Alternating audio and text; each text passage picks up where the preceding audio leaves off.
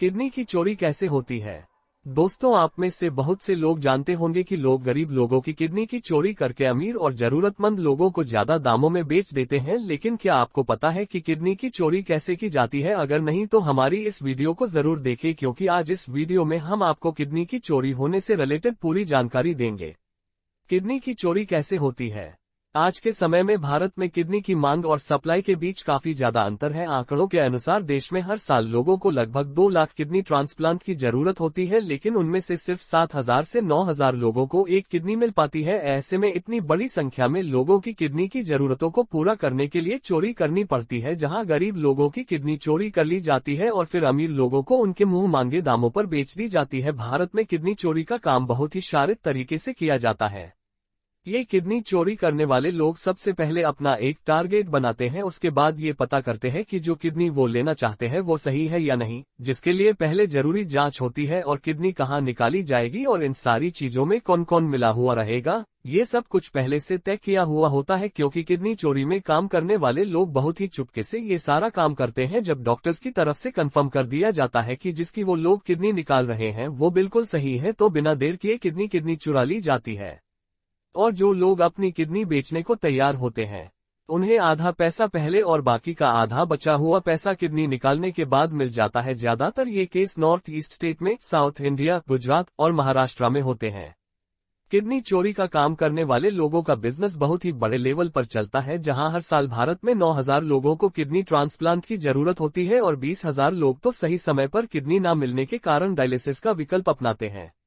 उल्टा सीधा खाना खाने से, सही तरीके से नींद न लेने और तनाव व चिंता के कारण लोगों के शरीर में कई सारी बीमारियां होती है। कई बार ये बीमारियां खुद से सही हो जाती है, लेकिन कई बार इन बीमारियों को सही करने के लिए आपको दवाइयां खानी पड़ती है। और आज के टाइम तो आधे से ज्यादा दुनिया दवाइयों पर टिकी है। लोगों को इस बात का पता नहीं चलता है, लेकिन ज्यादा दवाइयां खाने से किडनी पर गहरा प्रभाव पड़ता है, जिसके कारण किडनी डैमेज हो सकती है। बाकी जो लोग ज्यादा शराब पीते हैं उनकी किडनी भी जल्दी खराब हो जाती है। वैसे किडनी के खराब होने के कई कारण होते हैं, जिसमें हाई ब्लड प्रेशर, डायबिटीज या फिर किसी तरह की चोट लगने से भी किडनी को नुकसान पहुंचता है। ऐसे में कई बार मरीज की परिस्थिति को देखते कर डॉक्टर किडनी ट्रांसप्लांट की सलाह देते हैं, जिसके लिए उन्हें दूसरी किडनी लगानी होती है। लेकिन ये किडनी लाएंगे कहां से? क्योंकि आज के टाइम में भारत में अंगदान करने वाले लोगों की संख्या न के बराबर हो गई है। ऐसे में किसी मरीज के लिए एक नई किडनी की व्यवस्था करना बहुत मुश्किल काम होता है। आप लोग अपने परिवार के किसी भी सदस्य की जान बचाने के लिए कुछ भी करने को मजबूर हो जाते हैं और डॉक्टर्स को मुंह मांगी कीमत देने के लिए भी तैयार हो जाती है। और यही कारण है कि किडनी रैकेट इतने बड़े स्तर पर पहुंच गया है, जिसमें बहुत सारे लोग शामिल होते हैं और सभी का अलग अलग काम होता है। कुछ लोग ग्राहक को ढूंढते हैं तो कुछ लोग ग्राहक को डॉक्टर के पास लेकर जाते हैं। जब डॉक्टर किडनी निकाल लेते हैं तो उन्हें पैसा मिलता है। उसके साथ ही साथ पैसे की वसूली करने के लिए भी अलग से कुछ लोग होते हैं, जिससे अगर कभी एक भी इंसान पकड़ा जाए और सारी चीजें सिस्टमेटिक तरीके से होते रहे। इस तरह से किडनी चोरी करने वालों का नेटवर्क बहुत बड़ा होता है, जो सोशल मीडिया से लेकर व्हाट्सएप ग्रुप और यहां तक कि धार्मिक संस्थाओं में भी एक्टिव रहता है। इन लोगों का काम सिर्फ अपने ग्राहक ढूंढना होता है कि कौन कितना ज्यादा मजबूर है और कौन पैसों के लिए किडनी बेचने के लिए तैयार हो जाएगा।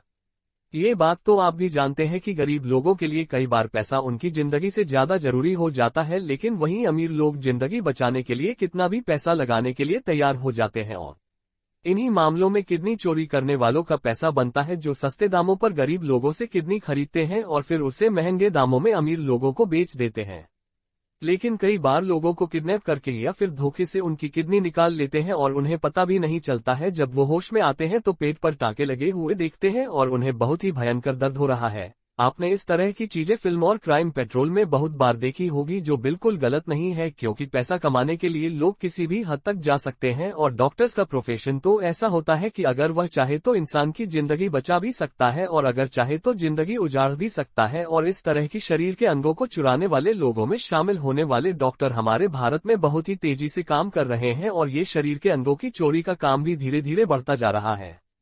इन सबको रोकने का सिर्फ एक ही तरीका है, अंगों को दान करना, जिसमें किसी भी पैसे का लेन देन नहीं होता है। आप डायरेक्ट अपने शरीर के अंगों को जरूरतमंद को दान कर सकते हैं, जहां आपके मरने के बाद वो किसी और की जिंदगी बचा लेंगे। और हमारे देश भारत में इस चीज के प्रति जागरूकता होना जरूरी है।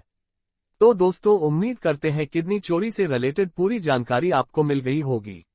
देश में 25 लाख, विदेश में 1.25 करोड़ की बिकती है किडनी।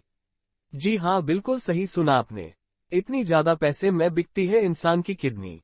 तीमारदारों की भावनाओं व मजबूरी का फायदा उठाने वाले किडनी कारोबार से जुड़े माफिया की जड़ें उत्तर और पूर्वी भारत के राज्यों ही नहीं, बल्कि श्रीलंका और टर्की तक में फैली हुई हैं।